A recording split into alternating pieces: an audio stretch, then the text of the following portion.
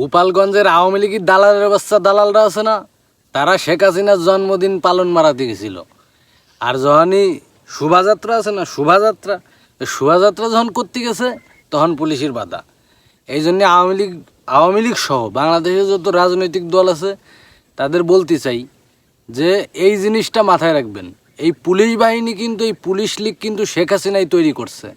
আর সেই পুলিশ লীগ এখন শেখ হাসিনার মানে সামান্য একটা জন্মদিন পালন করবি, এই জন্মদিন পালনেও ওই পুলিশই বাধা দেয়।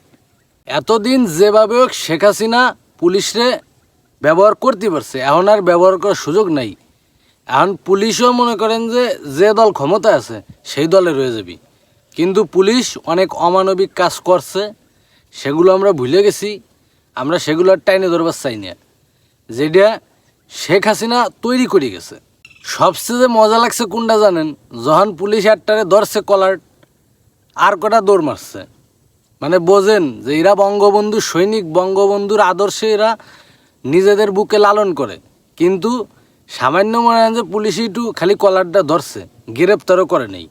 তাই মনে করেন যে দৌড় দিছে, দৌড়ে ভয়তে পলাইছে। আর সবকটা বিটি মানুষও ছিল তার ভিতর।